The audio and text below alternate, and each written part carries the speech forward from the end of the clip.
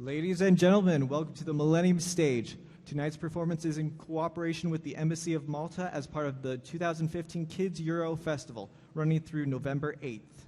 For the full festival schedule, please visit kidseurofestival.org. Now, please welcome to the stage the Issa Sonus Ensemble.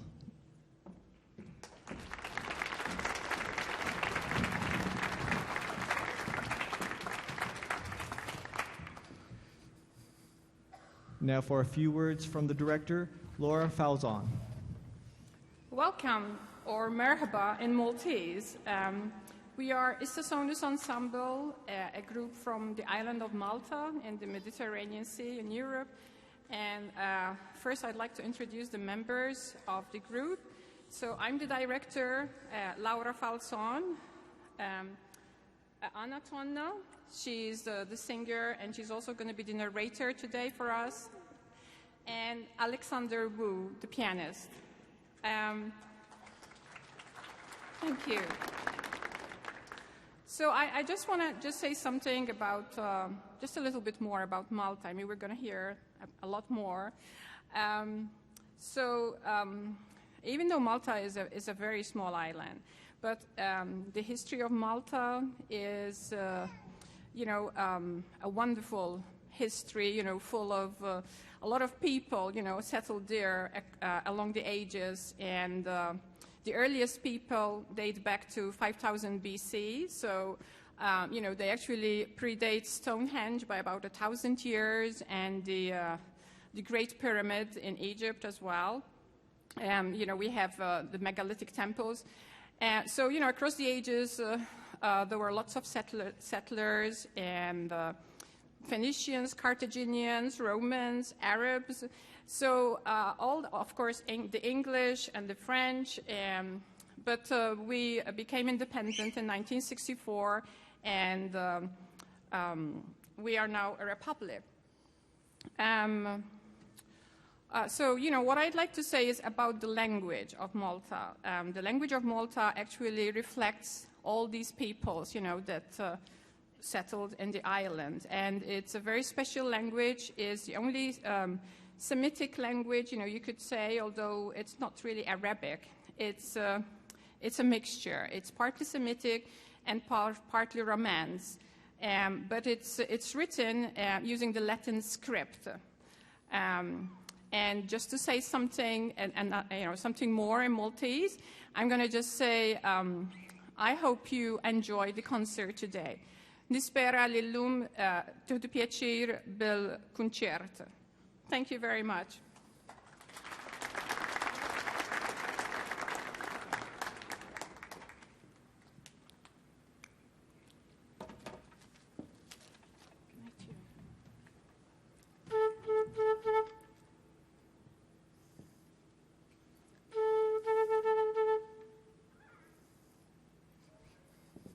Good evening, everybody. As Laura said, we are the musical group Issa Sonus. And as you can see, Alex is a concert pianist.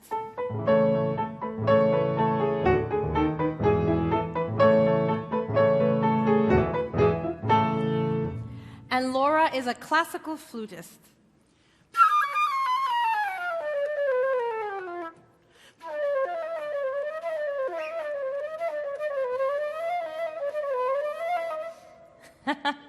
And I'm Anna.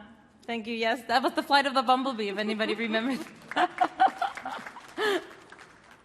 I'm Anna, and I'm a classical singer, opera singer, a mezzo-soprano. Ma se mi toccano dove il mio debole sarò una bipeda sarò. I know we have a lot of adults in the audience, but we're going to play to both the adults and, of course, the kids that are here with us. So we are traveling across the continents and across the ages to a tiny island that was once the home of a nature goddess called Calypso. Has anybody heard of her?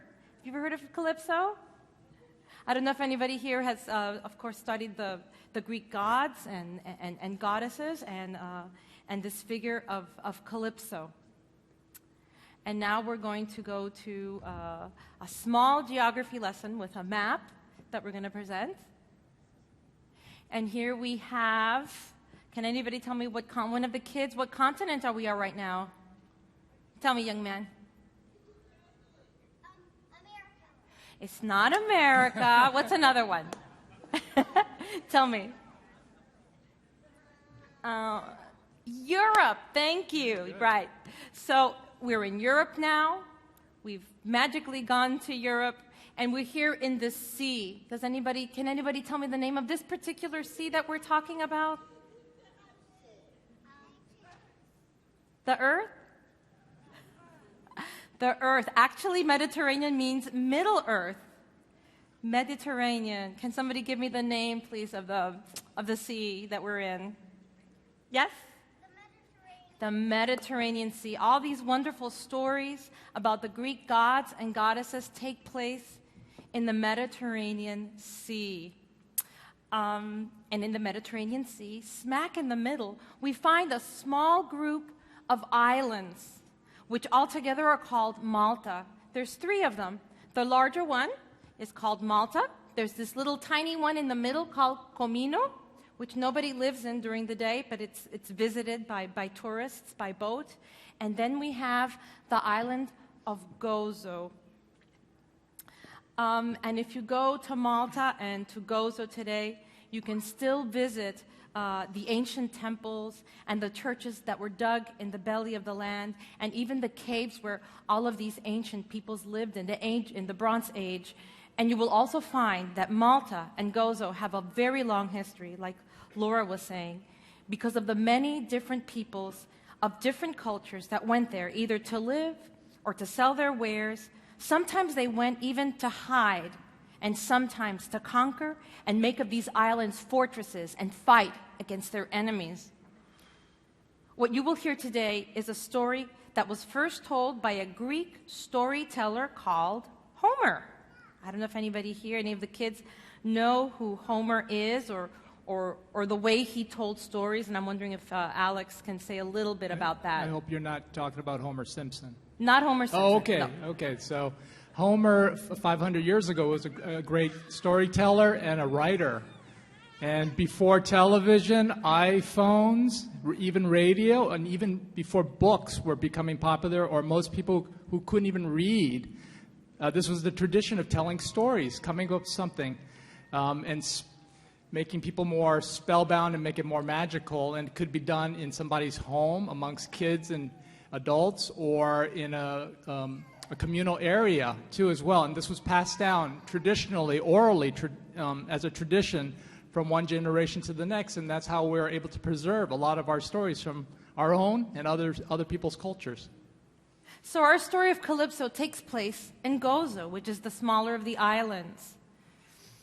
The Romans called it Gaulis, which is in Latin, while the Arabs and the Maltese called it Audesh. Audesh. But it was really the ancient Greeks that gave it the name that we know of it today, this ancient name of Ogygia, which was also the home of this goddess that we're going to talk to you today about. So Homer tells this very story about how Odysseus, who was the king of Ithaca, arrived shipwrecked on the island of Ogygia. And has anybody here heard of Odysseus? Well, he was this king that you're going to hear about now, had to travel all throughout the Mediterranean for 10 long years before coming home. And that's where he meets Calypso. So please, close your eyes. Let us imagine. And let's go back 3,500 years ago, when the story of Calypso took place in the island of Ogygia, in the middle of the Mediterranean Sea.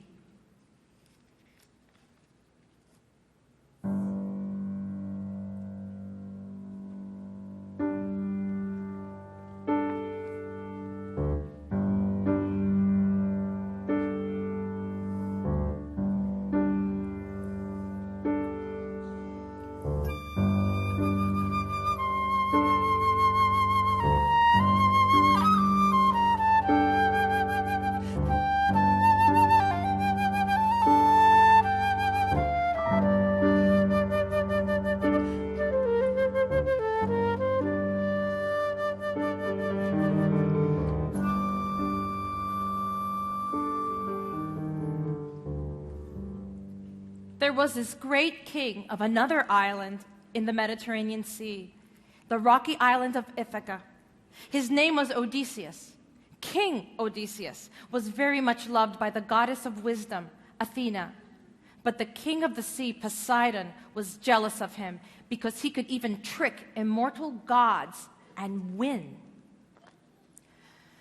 So to resolve their arguments and disputes, the gods decided to put Odysseus to a test and see whether he could survive the trials that they set before him.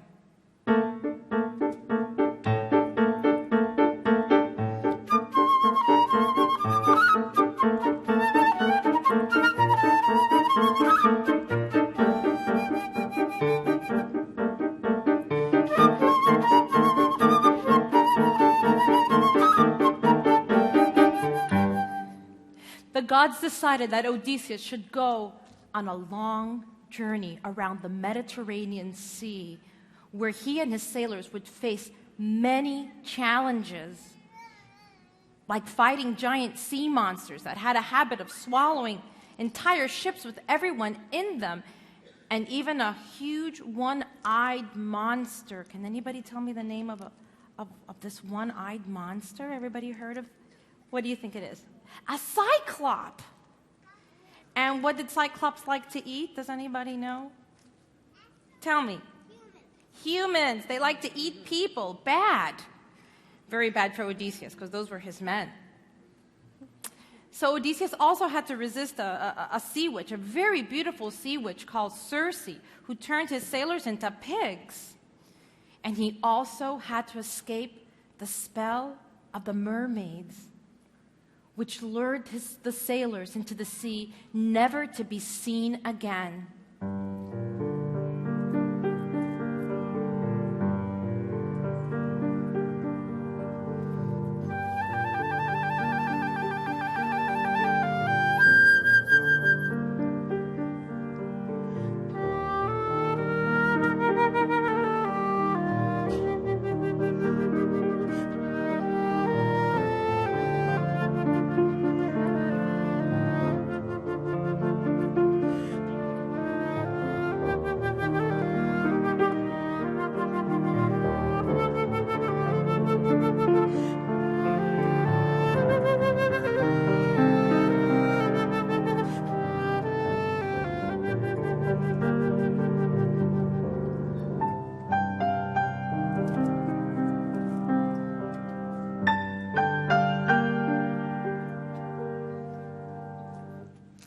Odysseus spent many years traveling around the Mediterranean Sea without ever reaching his home, Ithaca.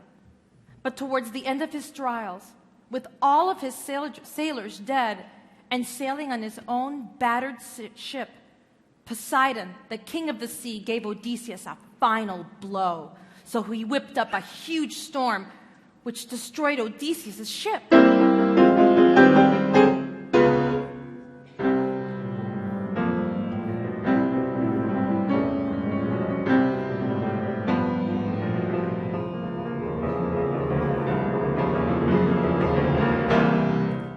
But Odysseus didn't give up. He struggled for 9 days and 9 nights and drifted onto the sand of a small island in the middle of the Mediterranean Sea. And can anyone guess what island that was?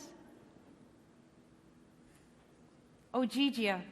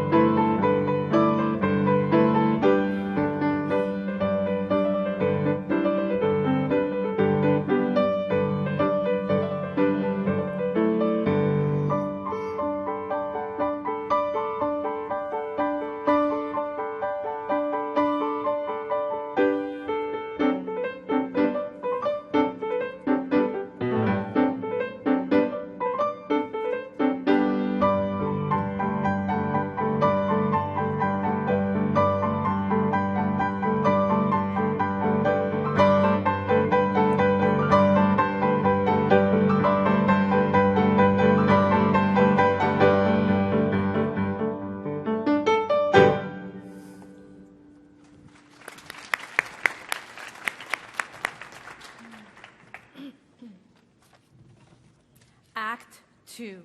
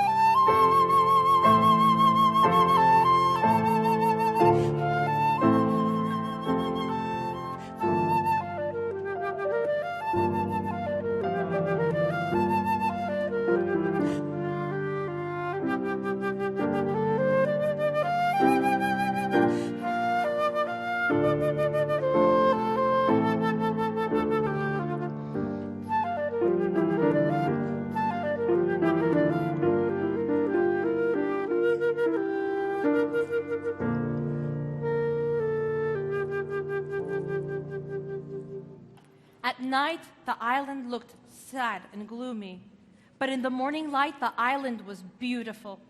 In the sunlight, the sea was violet blue, and violet flowers grew thickly on the meadows, making the air smell sweet. Odysseus walked until he came to a great cave, and in the cave sat Calypso, the beautiful sea goddess with the long braided hair.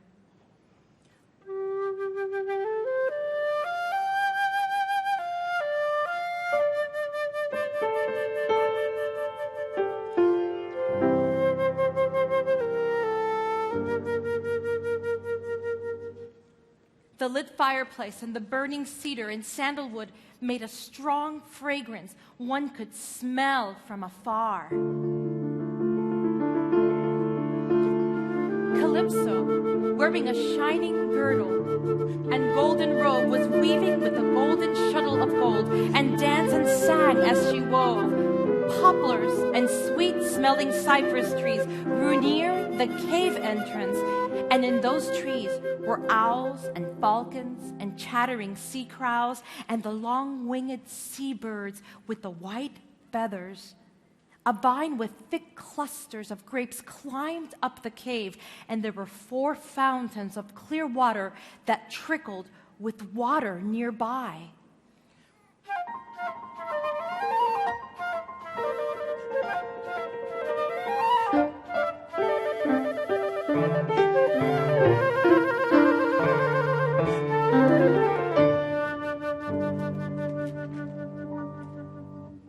Who are you?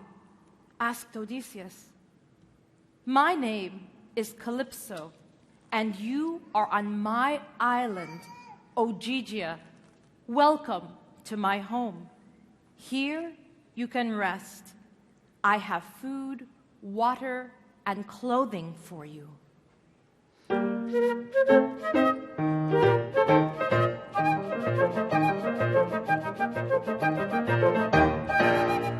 Wherever Calypso went, all the animals followed her.